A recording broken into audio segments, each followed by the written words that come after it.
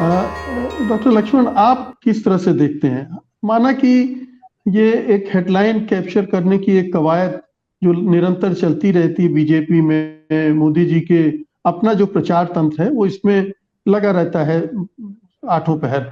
लेकिन क्या आपको लगता है कि इसका कुछ एक पॉलिटिकल एजेंडा भी है, सामाजिक आंदोलन का रूप देने का एक पॉलिटिकल एजेंडा है, पॉलिटिकल मैसेजिंग भी है, अपने कार्यकर्ताओं के लिए भी और बाहर के लिए भी? अपने कार्यकर्ताओं को, जिनके अंदर अगर कहीं ये एहसास भर रहा हो कि अब बहुत हो गई नफरत नफरत, हिंसा हिंसा, कहीं एक हिस्से में उनको बताया जाए कि ये तो सामाजिक आंदोलन है, इसमें लगे रहो। शुक्रिया मुकेश जी। और मैं तो साहित्य का विद्यार्थी हूँ, पता नहीं मैं समाजशास्त्री का दावा तो नहीं करूंगा, लेकिन हाँ, हम लोग पढ़ते रहे हैं कि साहित्य समाज का दर्पण है। और फिर प्रेमचंद को पढ़ते हैं कि ऐसा नहीं है केवल दर्पण है, वो आगे आगे चलने वाली मशाल भी है। तो हम लोग भी कोशिश यही करते हैं, क्योंकि रिश्ता बहुत घना है, तो समाज में जो हो रहा होता है वो साहित्य पर उसका असर होता है, और हम उसी संदर्भों से अपने समय को पढ़ने की कोशिश करते हैं। लेकिन अब उस समय में कोई समाज का सामाजिक आंदोलन ऐसा हो जाए तो फिर हमें पारिभाषिक शब्दकोश निकालना पड़ेगा।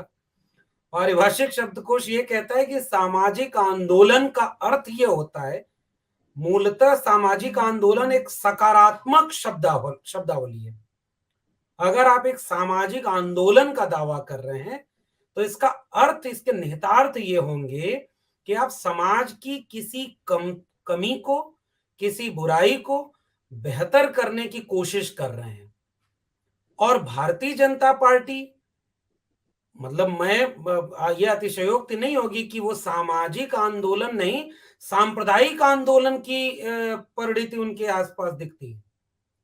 समाज को कहीं से बेहतर करने की बजाय संप्रदायों की खाई को बढ़ाकर उनके आधार पर राजनीति करने की उनकी कोशिश दिख रही है। समाज से उनका रिश्ता केवल इस बात का है, मसलन समाज अगर हम कह रहे हैं तो उसमें जाति, जेंडर या तमाम तरह की पहचानें आती हैं। उन पहचानों को बढ़ा करके वर्चस्वशाली जो ताकतें हैं उनके पक्ष में खड़े होकर के उनके वर्चस्व को और अधिक पुख्ता किया जाए, ये आंदोलन का नाम है भारतीय जनता पार्टी। अब इस बात के प्रमाण ये हैं, मिसाल के तौर पर, अब मैं वो नारा क्या ही दोहराऊं, अब इसको बार बार दोहराते दोहराते भी कल को हम ही से आप ही मुकेश जी पूछ देंगे कि भाई ये बात जनता क्यों नहीं समझ रही है, कि मैं वो बेच रहे हैं भारत को, मैं चैन से कैसे सो जाऊं। अब पक्षधरता क्या दिखाई गई समाज की, कि हम बिकने नहीं देंगे कुछ। लेकिन हकीकत में क्या हुआ, ऑक्सफैम की रिपोर्ट तो बिल्कुल हाल में आई, 1% लोगों के पास 40.5% संपत्ति, 50% लोग 3% से भी कम वेल्थ में जी रहे हैं। तो आप किसके पक्ष में खड़े हो गए? ताकतवर के पक्ष में, कि उसे और ताकतवर बना दिया। ये सामाजिक आंदोलन तो कतई नहीं है। आपने कहा कि जातियों के नाम पर जो बांटा गया है, आओ 80% हिंदुओं एक हो जाओ, और अंदर से क्या किया? अभी 2018 से 2022 के बीच जो हाई कोर्ट के जज बने हैं, आंकड़ा कह रहा है कि 80% केवल अपर कास्ट के लोग भरे हैं। मेरी अपनी आरटीआई कह रही है, और अभी एक अंकित पालीवाल हैं, उन्होंने एक बाकायदा एक रिपोर्ट डेटा कलेक्शन का किया है हायर एजुकेशन में। और हायर एजुकेशन जब कह रहा हूं तो ह्यूमैनिटीज, साइंस, मेडिकल, सब कुछ, इन सब में 80% जो अभी भी जगह है वो केवल अपर कास्ट की है, जिनकी आबादी 15% है या कितनी है, उसके लिए जाति जनगणना नहीं करेंगे। अरे भाई, ये कौन सा सामाजिक आंदोलन? आपने किसको हेजेमनाइज किया? ये तो सामाजिक आंदोलन नहीं है। तीसरी तरफ जातियों के जो सवाल थे, मैं ओबीसी मां का बेटा हूं, हमने पहला राष्ट्रपति दलित बना दिया, मतलब दलित राष्ट्रपति बनाया, पहली महिला आदिवासी बनाई, 27 कैबिनेट मंत्री ओबीसी, जातियों का कार्ड खेलना, और उन जातियों के जो बुनियादी सवाल हैं उन पर बिल्कुल विपरीत स्टैंड पे खड़े होना। जाति जनगणना नहीं होने देंगे, आप जाति जनगणना का जिद करोगे तो हम जनगणना ही नहीं होने देंगे, आप रिजर्वेशन की बात करोगे तो हम ईडब्ल्यूएस रिजर्वेशन दे देंगे। मैं एक पूरा एनालिसिस कर रहा हूं क्या समाज क्या का। आप ये कहना चाहते हैं डॉक्टर लक्ष्मण की दरअसल सामाजिक आंदोलनों को रोकने का ये सामाजिक आंदोलन बन गया है। जो परिवर्तन समाज में जो वांछित है, जो होने चाहिए, उनको ना होने देने का ये आंदोलन है। कम्युनिस्ट टर्मिनोलॉजी में रिवॉल्यूशन और काउंटर रिवॉल्यूशन की एक थ्योरी है। बाबा साहब भी उस बात को बड़ी अच्छे से याद करते हैं कि प्रतिक्रांति बहुत बार आती है, दोनों दोनों जगह पे मेल खाती है।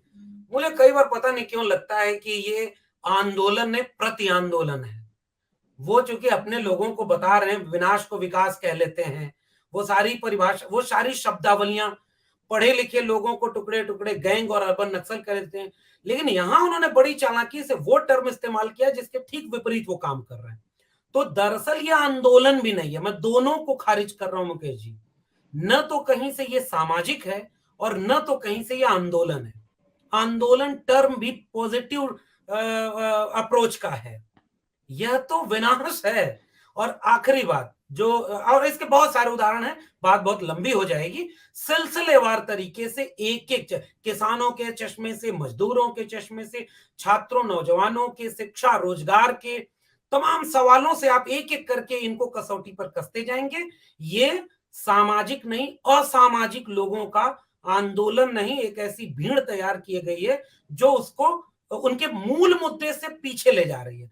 अब आखिरी टिप्पणी, यह बिल्कुल राजनीतिक कदम है। और अभी शीतल जी जो बात कह रहे थे, मैं वही बात सहमत होते हुए जोड़ रहा हूं। वो लोग इस बात में बड़े माहिर हैं, वो जार्गन्स खेलते हैं, वो ऐसी चीजें बोलते हैं। अब हमारी हो सकती है कि ये लिमिट हो कि हमारी बात उस आवाम तक नहीं पहुंच रही है जो इनको वोट कर रही है। हमारा विमर्श, हमारे सवाल झेल वो भी रहे हैं, लेकिन पता नहीं उनको उनको तो आज भी भरोसा है। मैं अपने गली का झगड़ा नहीं रुकवा पाता और इस देश के प्रधानमंत्री रूस यूक्रेन का युद्ध तो रुकवा ही दिए, ये बात वो मानता है। मैं शिक्षा को बिकने से नहीं रोक पाया, उन्होंने बहुत कुछ रोक लिया।